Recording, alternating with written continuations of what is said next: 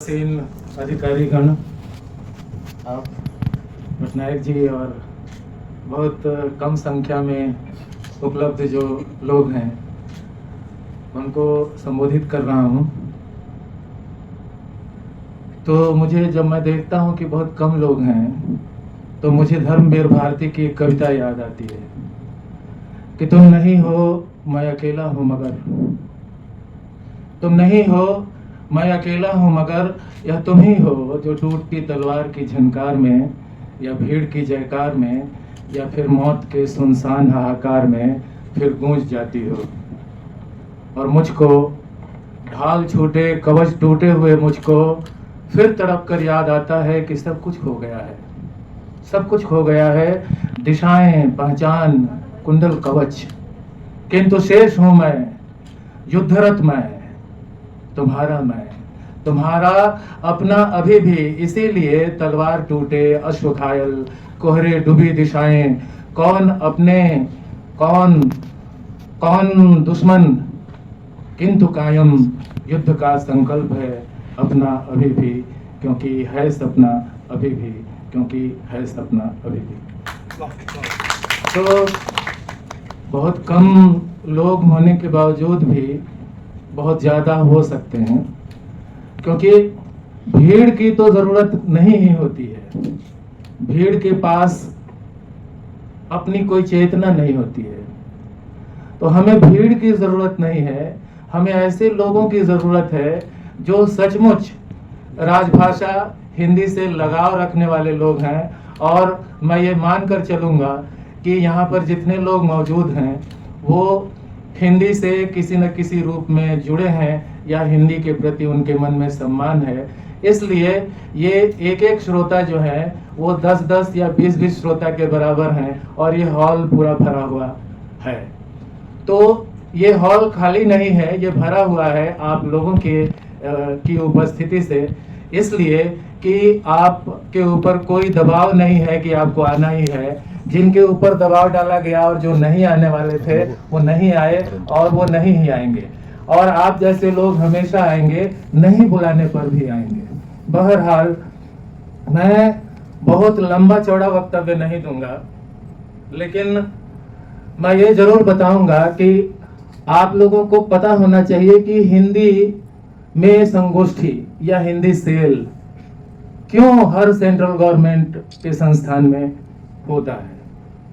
ये शुरुआत कैसे हुई और क्यों हुई, इसके पीछे की कहानी क्या है। सबसे पहली बात तो हमें स्वतंत्रता संघर्ष के दौरान हो रही लड़ाई थी, सत्याग्रह हो या फिर उग्रवाद जिसे कहते हैं लोग, माने क्रांतिकारी भगत सिंह से लेकर के तमाम लोग लड़ रहे थे, क्योंकि हम गुलाम थे और हम युद्ध लड़ रहे थे खुद को स्वतंत्र करने के लिए। तो उस दौरान जो कम्युनिकेशन की भाषा थी वह हिंदुस्तानी भाषा जिसे कहते थे हम लोग, गांधी जी उसे हमेशा हिंदुस्तानी कहते थे और हिंदुस्तानी भाषा का ही समर्थन उन्होंने हमेशा से किया। यहाँ दो तरह की भाषाएं थी।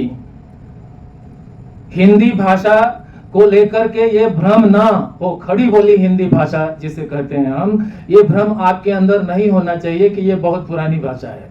ये बांग्ला की तरह पुरानी भाषा नहीं है, यह तमिल तेलुगु की तरह पुरानी भाषा नहीं है, या अन्य जो भाषाएं हैं कह लीजिए कि मैथिली की तरह पुरानी भाषा नहीं है। मैथिली में विद्यापति उस समय कीर्तिलता और कीर्ति पताका लिख रहे थे, और एक तरह से कहिए कि सूबा बंगाल था, और हम लोग हमारी मातृभाषा अगर कहें, अगर मान लें कि हिंदी है तो नहीं है, मेरी मातृभाषा भोजपुरी है।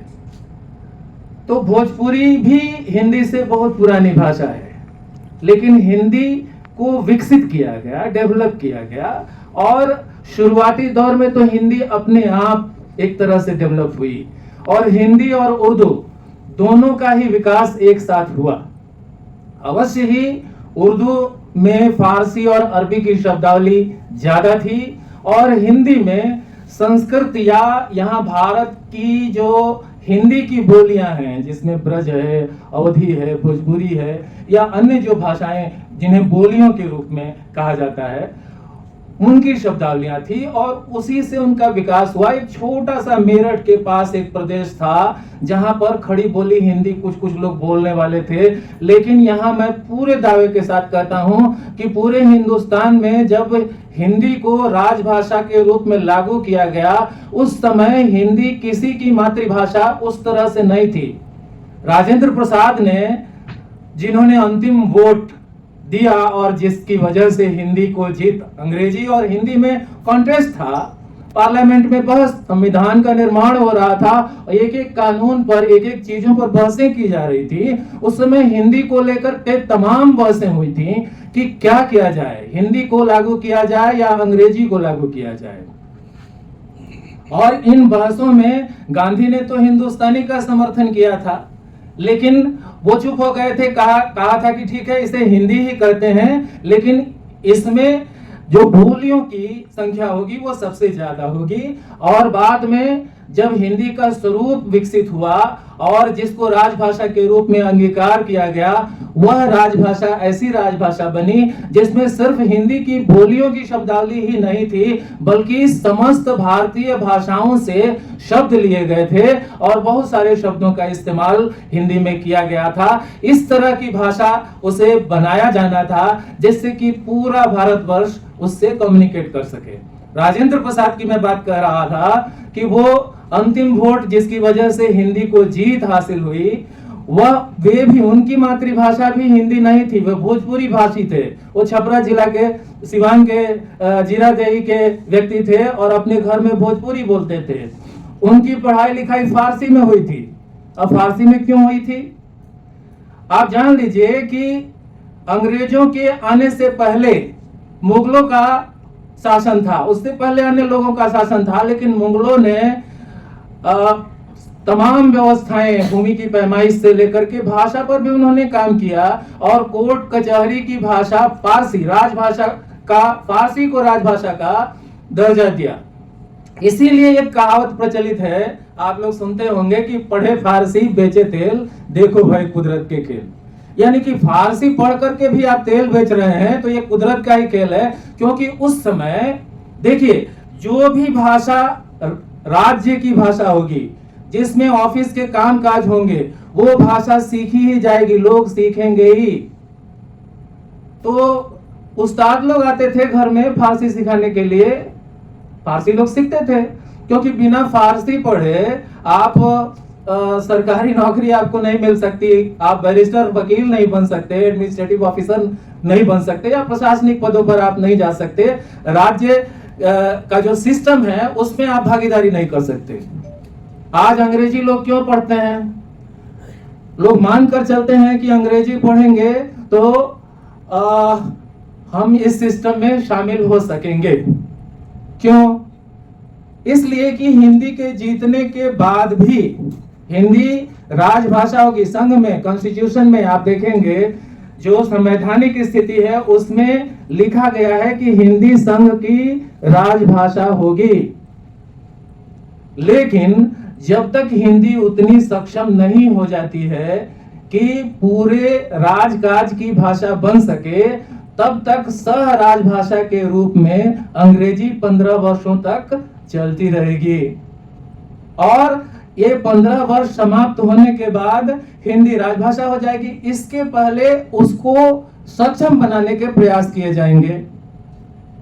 इसी के लिए आप देखेंगे वैज्ञानिक और तकनीकी शब्दावली आयोग का गठन हुआ। डॉक्टर रघुवीर थे जो शब्दों का निर्माण करते थे। तो बहुत सारे उसमें वर्ग थे। एक ऐसा वर्ग था जो संस्कृत निष्ठ भाषाओं की तरफदारी करता था। दूसरा वर्ग ये था, वह था जो हिंदी को बोलियों और आम जबान में ये करना चाहता था। लेकिन 15 वर्ष तक मेहनत करने के बाद जब 15 वर्ष का समय आया तो बहुत सारे राज्यों में, 1-2 राज्यों में बहुत इसका विरोध होना शुरू हुआ। और विरोध होने के बाद राष्ट्रपति का आदेश आया और ये कहा गया, और उसी के माने हिंदी भाषा को सक्षम बनाने के लिए हिंदी अधिकारियों की सेंट्रल गवर्नमेंट ऑफिसेज में नियुक्तियां होनी शुरू हुई कि भाई लोगों को आप बताइए कैसे पत्र लिखा जाएगा, कैसे नोट हिंदी में बनाए जाएंगे, किस तरह से बनाए जाएंगे। लेकिन व्यवहारिक रूप में अंग्रेजी ही चलती रही और जो दर्जा हिंदी को मिलना चाहिए था कि पहली भाषा के रूप में, वह पहली भाषा हिंदी नहीं बन पाई, अंग्रेजी ही पहली भाषा बनी रही और हिंदी सिर्फ अनुवाद की भाषा रह गई। इसमें एक और चीज आपको समझना चाहिए और जानना चाहिए। लोग पूछते हैं नहीं हिंदी राष्ट्रभाषा है, राष्ट्रभाषा तो है, लेकिन सिर्फ हिंदी ही राष्ट्रभाषा नहीं है। हमारे संविधान निर्माताओं ने ये व्यवस्था की, ये नहीं कहा कि हिंदी सिर्फ राष्ट्रभाषा है। 8th शेड्यूल में, 8वीं अनुसूची में जितनी भाषाएं शामिल हैं उन सारी भाषाओं को राष्ट्रभाषा कहा गया। 22 भाषाएं हैं, उन 22 भाषाओं को राष्ट्रभाषा का दर्जा हासिल है। यानी बांग्ला भी राष्ट्रभाषा है, तमिल भी, उड़िया भी राष्ट्रभाषा है, ये सारी राष्ट्रभाषाएं हैं। लेकिन हिंदी के साथ ये विशिष्टता है कि हिंदी राष्ट्रभाषा होने के साथ ही राजभाषा भी है। तो राजभाषा वह होती है जिसमें सरकारी कामकाज होते हैं, राष्ट्रभाषा वह होती है जिस भाषा में राष्ट्र स्वयं को संबोधित करता है। तो हम बांग्ला में भी संबोधित करते हैं, तेलुगु में भी संबोधित करते हैं, ऐसा थोड़े है। अब यहाँ पर इसको बरकरार रखने के लिए कहा कि नहीं, हिंदी का विरोध किसी भारतीय भाषा से नहीं है, क्योंकि हिंदी में स्वयं हिंदी की, अब जैसे मेरी मातृभाषा भोजपुरी है, लेकिन मैंने अंगीकार किया, हिंदी को ही मान लिया कि भाई वही है। बिहार हिंदी भाषी क्षेत्र जिन्हें कहते हैं आप, दरअसल हिंदी भाषी क्षेत्र नहीं है, वो उस तरह से नहीं है, उस अर्थ में नहीं है हिंदी भाषी क्षेत्र। आप बिहार में चले जाइए, बिहार के किसी भी जगह पे चले जाइए और किसी से पूछिए कि तुम्हारी मातृभाषा क्या है, वो कहेगा कि मगही है सर, नहीं तो मैथिली है सर, और नहीं तो अंगिका है सर, नहीं तो भोजपुरी है।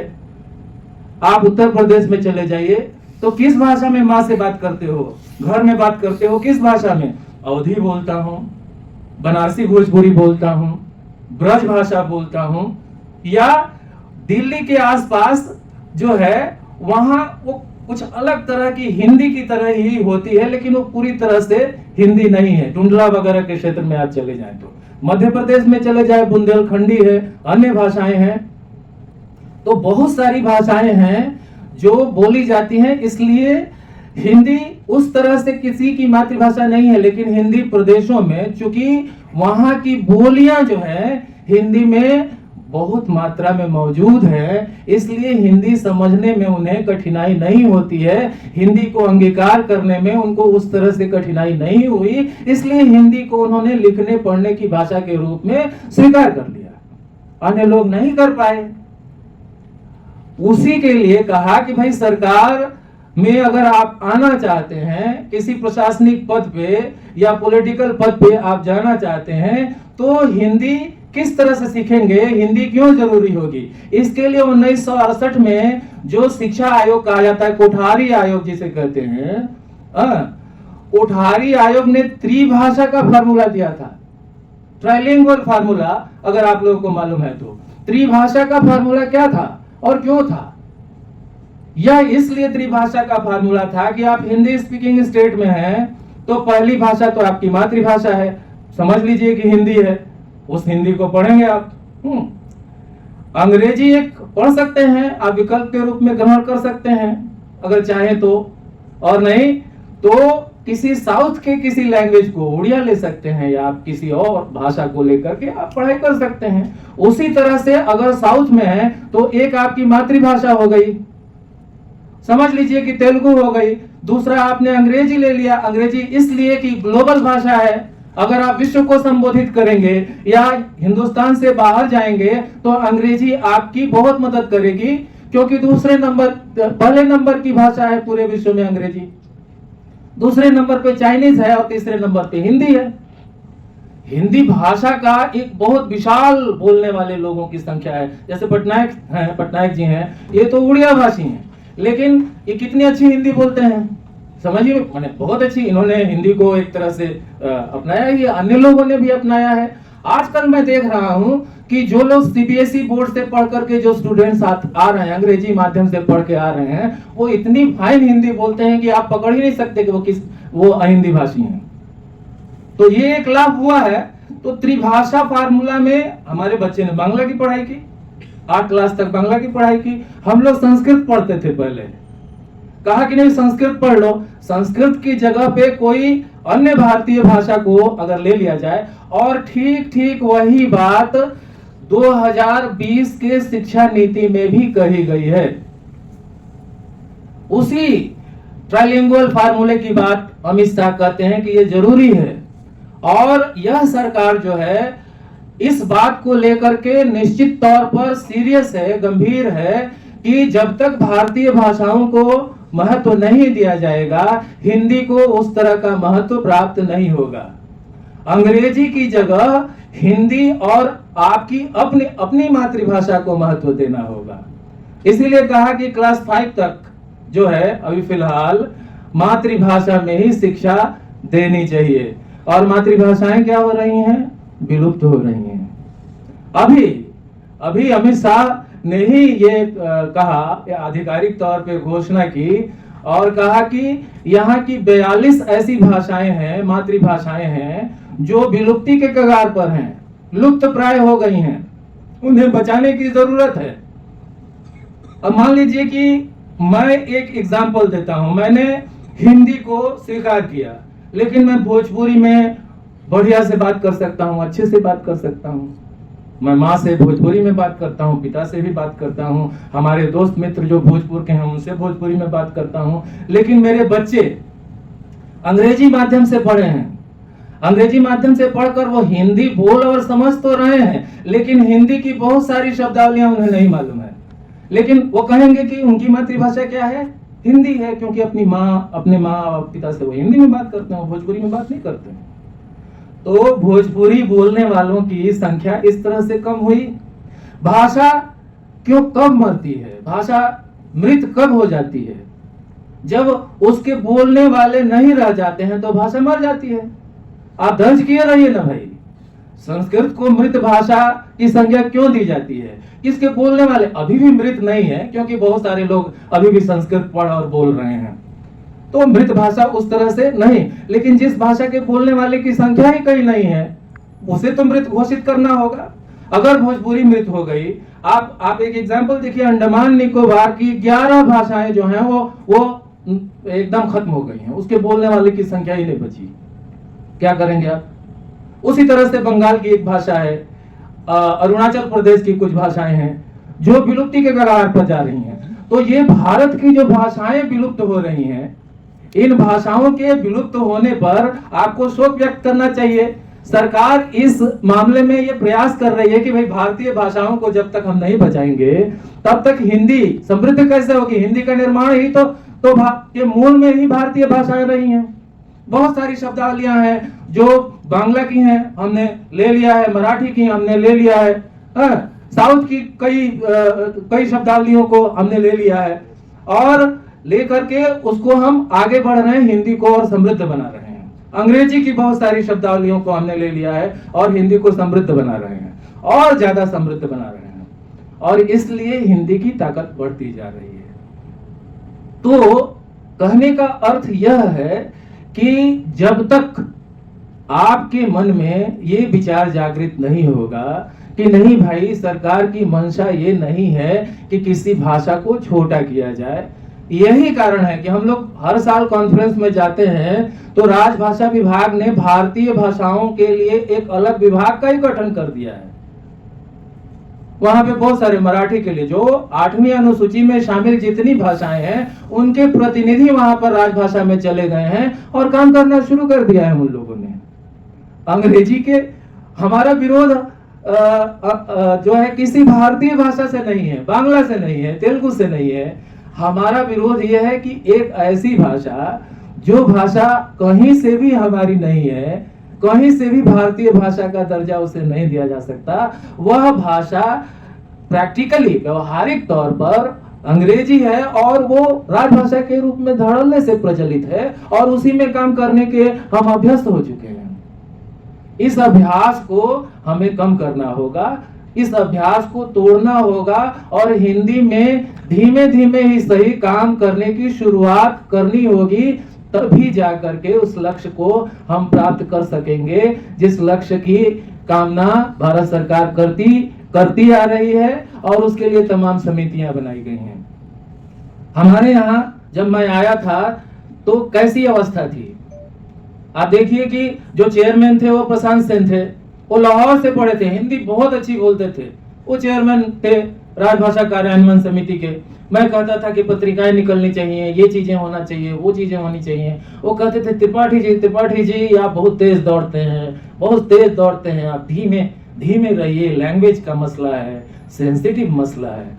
तो उस समय हमारे संस्थान में लगभग 95% लोग जो थे वो बांग्ला भाषी थे, आउटसाइडर बहुत कम लोग थे। 90% कह लीजिए कि बंगाली हैं और 10% में हिंदी भाषी कह लीजिए, उड़िया भाषी कह लीजिए, साउथ का कह लीजिए, अन्य जगहों के लोग थे। तो एक तरह से वर्चस्ववाद वो था और वहां काम करना बहुत मुश्किल था।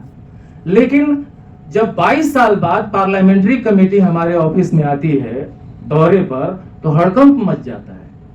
लोग भागना दौड़ना शुरू कर देते हैं, क्या हो गया, कैसे करेंगे। मैंने कहा शांत और किसी तरह से पार्लियामेंट्री कमेटी को जाकर के डायरेक्टर हिंदी में बात कर रहे हैं। तो हिंदी मतलब जो कि हिंदी दिवस पर हमारे जो निदेशक महोदय जो फिलहाल थे, जब आते थे तो वो हिंदी में भाषण नहीं देते थे, अंग्रेजी में देते थे।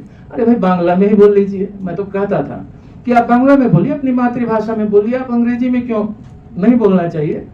मातृभाषा का हम सम्मान करते हैं, क्यों नहीं? बांग्ला उड़िया में बोल सकते हैं, आप किसी अपनी भाषा में बोल सकते हैं, अंग्रेजी में मत बोलिए, क्योंकि ये हिंदी दिवस है। हिंदी में ना बोले तो हिंदी में अगर मातृभाषा बांग्ला बोल रहे हैं तो बांग्ला में ही हिंदी शामिल है, तमिल में ही हिंदी शामिल है, लेकिन अंग्रेजी में हिंदी शामिल नहीं है। जब वो आए तो पूरा एकदम मतलब वो पावर पॉइंट प्रेजेंटेशन बना करके और जा करके हिंदी में बात कर रहे हैं और पहले उन्होंने माफी मांग ली कि सर हम लोग ने काम नहीं किया है। अब पूरी कमेटी जो थी, जो गुस्से में थी, वो उनके माफी मांगने के बाद थोड़ी नरम पड़ गई और इन्होंने नहीं तो बहुत रगड़ती। मुझे नहीं पता कि आपके यहाँ पार्लियामेंट्री कमेटी आई है कि नहीं आई है, मैं नहीं जानता हूँ, लेकिन उनके लक्ष्य हैं। पत्रों का जो परसेंटेज है वो 60% होना चाहिए और राजभाषा जो अधिकारी हैं या राजभाषा विंग में काम करने वाले लोग हैं, उनसे तो वो बात ही नहीं करते हैं। पार्लियामेंट्री कमेटी के लोग वो कहते हैं कि इनसे क्या बात करना है, हेड कौन है, यहाँ का प्रमुख कौन है, उसे बुलाइए, हम उससे बात करते हैं। इम्प्लीमेंटेशन की जिम्मेवारी हिंदी सेक्शन की नहीं है, बिल्कुल नहीं है। इम्प्लीमेंटेशन की जिम्मेदारी संस्थान के जो प्रमुख हैं उनकी है। तो उनसे सवाल पूछे जाएंगे क्या बात है, आपके यहाँ तो कुछ हो नहीं रहा है, पत्रों का ये हाल है। और धारा 3(3) के अंतर्गत जो दस्तावेज जारी होते हैं वो तो हिंदी और अंग्रेजी दोनों में जारी होने चाहिए। अभी तो सरकार ने छूट दे दी है कि ठीक है भाई, आप 2 भाषा में जारी कीजिए, पत्र भी आप हिंदी में ही भेजिए, लेकिन उसके लिए इंसेंटिव भी है कि अगर हिंदी शब्दों का आप प्रयोग करते हैं, पत्र लिखते हैं अगर हिंदी में, तो शब्दों को काउंट करके और उसके एवज में आपको इंसेंटिव दिया जाएगा, एक पुरस्कार राशि दी जाएगी आपको। बहुत सारे बढ़ावा देने के लिए, हिंदी को बढ़ावा देने के लिए बहुत ढेर सारे पुरस्कार हैं। हिंदी कहीं से भी थोपी नहीं गई है और न थोपी जा सकती है। भाषा किसी के ऊपर थोपी नहीं जा सकती, न थोपी जानी चाहिए। मैं इसके खिलाफ हूं। जब तक आप अपने अंदर ये महसूस नहीं करेंगे कि नहीं भाई, मुझे कम से कम सिग्नेचर जो करना है वह हिंदी में करना है, हिंदी का पत्र है तो हिंदी में सिग्नेचर करें, या किसी दिन, किसी हफ्ते के एक दिन आप डिसाइड कर लें कि हफ्ते में एक दिन जितने भी नोट मैं लिखूंगा वो हिंदी में लिखूंगा, सिग्नेचर जितने भी हस्ताक्षर करूंगा मैं हिंदी में करूंगा। तो धीमे धीमे, और देखिए अमजद खान की याद आती है। अमजद खान बहुत पहले एक इंटरव्यू दे रहे थे, उनसे पूछा, इंटरव्यूअर ने उनसे सवाल पूछा कि अमजद जी ये बताइए तो भ्रष्टाचार का क्या कारण है? उन्होंने सीधे सीधे कहा कि भ्रष्टाचार का कारण यह है कि जो ऊपर बैठे हुए लोग हैं वे सही नहीं है, वे ठीक नहीं है। अगर वे ठीक हो जाएंगे तो अगर मान लीजिए कि मैं कहता हूं कि शराब मत पियो, मैं अपने मातहत जो मेरे साथ काम करने वाला आदमी है उससे मैं कहता हूं कि शराब मत पियो, और मैं खुद ही बैठ करके शराब पी रहा हूं, तो चुपचाप के पिएगा ही कि भाई साहब पी रहे हैं तो हम भी थोड़ा 2 घूंट ले लेते हैं। और अगर मैं नहीं पीऊंगा और मैं उससे कहूंगा तो उसकी हिम्मत नहीं होगी कि वो मेरे सामने पी सके या छुप करके भी पी सके। तो भ्रष्टाचार ऊपर से नीचे आता है, नीचे से ऊपर नहीं जाता है। उसी तरह से हिंदी इम्प्लीमेंटेशन का काम भी ऊपर से होना है, नीचे की तरफ, नीचे से ऊपर की तरफ नहीं होना है। अगर संस्थान के प्रमुख का ये दायित्व है कि हिंदी हमारे संस्थान में इंप्लीमेंट हो, तो उन्हें खुद ये प्रयास करना चाहिए, खुद नोट लिखना चाहिए। वो तो वहां पार्लियामेंट्री क्वेश्चनियर में वहां बताया जाता है कि आपने खुद व्यक्तिशः कितने नोट आपने हिंदी में लिखे, कितने पत्र आपके मार्फत आपके सिग्नेचर से हिंदी में जारी किए गए, और वो सिग्नेचर करने के आखिरी 2 पन्ने जो होते हैं वो संस्थान प्रमुख के ही होते हैं, उन्हें ही जवाब देना होता है, और उस पर पार्लियामेंट्री कमेटी ज्यादा फोकस करती है। तो इसलिए हिंदी सेक्शन की जिम्मेवारी है आपकी सहायता करना। अगर आपको लिखने में पढ़ने में कहीं भी दिक्कत आ रही है तो वो आपकी सहायता करेंगे, आपके लिए तत्पर रहेंगे, आपके लिए प्रवीण, प्राज्ञ और प्रांजल जैसे कोर्सेज की व्यवस्था करेंगे, टाइपिंग करवाने की व्यवस्था करेंगे। जो कुछ भी हो सकता है, जितनी भी सरकार की नीतियां हैं वो यहाँ पर लागू करेंगे और आप हिंदी का लाभ उठाते हुए हिंदी में काम कर सकेंगे। मैंने सपने से शुरुआत की थी कि है सपना अभी भी, और सपने से ही अंत कर रहा हूं, क्योंकि उम्मीद जो है अगर बाकी है, सरकार तो उम्मीद लगाए बैठी है। और सरकार अगर कह दे, कल को ही अगर आपको पता चल जाए कि कल से राजभाषा हिंदी लागू हो गई, आप देखिए मार्केट पूरा भर जाएगा। एक पत्र कैसे लिखेंगे, वो कैसे लिखेंगे, आप पूछेंगे कहां से पढ़े भाई, कहां से लिखे भाई, हिंदी तो लागू हो गई। 15 से 20 एक महीने के अंदर जो है लोग पूरी तरह से सक्षम हो जाएंगे और हिंदी में काम शुरू हो जाएगा। लेकिन मसला भारतवर्ष का ये है कि भारतवर्ष विविध भाषाओं का देश है। आप डिक्टेटर की तरह हिंदी को लागू नहीं कर सकते, प्यार से ही हिंदी को लागू करना होगा। आपसी भाईचारे के साथ ही बात करना होगा, और उस तरह से हिंदी लागू हो पाएगी। सरकार भी इसी नीति को लेकर के चल रही है, इसलिए वह भारतीय भाषाओं को महत्व दे रही है और भारतीय भाषाओं के महत्व के साथ हिंदी को महत्व दे रही है। तो आप शुरुआत कीजिए। शुरुआत जब करेंगे तो वो सपना जो है कि पुलिस की मार सबसे खतरनाक नहीं होती, मेहनत की लूट सबसे खतरनाक नहीं होती, गद्दारी, लोभ की मुट्ठी सबसे खतरनाक नहीं होती, बैठे बिठाए पकड़े जाना बुरा तो है, सहमी सी चुप में झगड़े जाना बुरा तो है, सबसे खतरनाक नहीं होता। सबसे खतरनाक होता है मुर्दा शांति से भर जाना, सबसे खतरनाक होता है हमारे सपनों का मर जाना। हमें अपने सपनों को नहीं मरने देना है। इंशाअल्लाह हिंदी जरूर इंप्लीमेंट होगी। आपने मुझे सुना, यहाँ बुलाया, आपके संस्थान और आप लोगों के प्रति, अधिकारियों के प्रति और खास करके मैडम के प्रति मैं बहुत आभार व्यक्त करता हूँ। बहुत बहुत धन्यवाद।